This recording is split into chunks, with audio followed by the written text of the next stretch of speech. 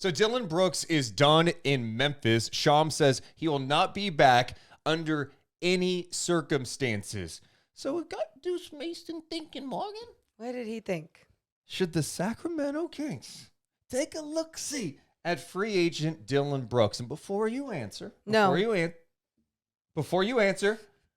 think about what he could bring. A little toughness, a little edge, a little physicality. This team doesn't have a lot of that at this point in time. Do you think that the Kings should consider signing Dillon Brooks this offseason? Explain why. And I think mostly, I think I need to preface all of this with that I've mentioned before to people.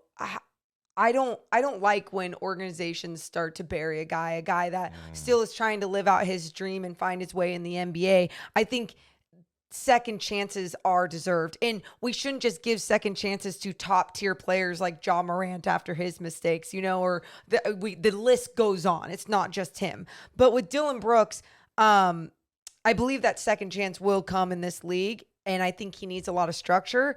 And I think Mike Brown could provide that structure. But I do not want to screw up the culture and what the Kings have going on right now. And what that is, Deuce, that's respect for one another on and off the floor. We heard from Trey Lyles the other day talking about how he's never connected with teammates off the floor.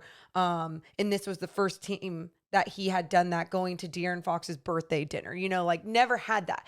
I don't want any of Dillon Brooks' antics or energy to screw with that, because it is very important to make sure. Why do you think the Kings didn't do a whole bunch at the trade deadline? They knew what they had with their tight-knit group, and they wanted to keep that same type of culture, that same energy going forward. And Dillon Brooks will find his way and role in the NBA, but it does not need to be with the Sacramento Kings. I think with Dillon Brooks, he needs to be a star in his role, and that is to be out there and be a really good defensive player. The shooting numbers have been abysmal for him the last couple of years, especially this year, and then the postseason.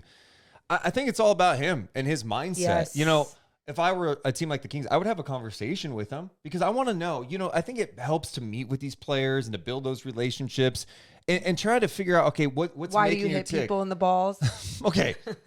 I guess for me, Morgan, I put a lot of stock into Mike Brown as a coach. Same. Coach of the year. But yesterday, you just referenced some of the stuff. We were at the exit interviews yesterday.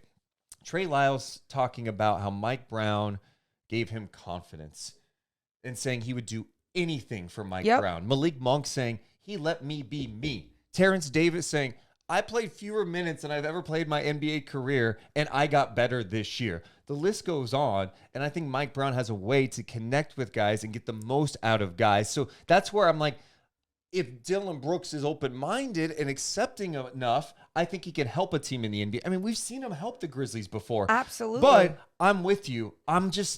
I'm really apprehensive about it, because this has not just been like this year is a bad year for Dillon. This has been a few years now where it seems like he's full of himself. Seems like he takes really bad shots. Right. And the biggest thing I wanted to bring up is before the season, the Kings had all their players sign, and their coaches, everyone on the staff sign a pledge to be all in.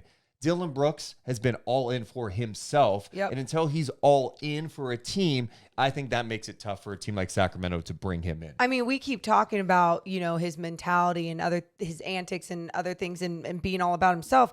I mean, you started talking a little bit about it. Go to the floor. Not only do his shooting numbers go down, down, down, but even defensively. I think, he's such a physical guy and relies on his physicality, and sometimes doesn't have necessarily all those fundamentals on the defensive end. And if Mike Brown isn't even going to play Davion Mitchell, who is an elite defender but can't provide what he wanted offensively in the postseason, then what makes you think he's going to go for Mr. Non-Discipline over here? Yeah, and Dillon Brooks likes to take shots. He's not a good shooter, and he'll fire them. He'll let it fly. So, interesting. It's going to be really fascinating to see where Dillon Brooks ends up.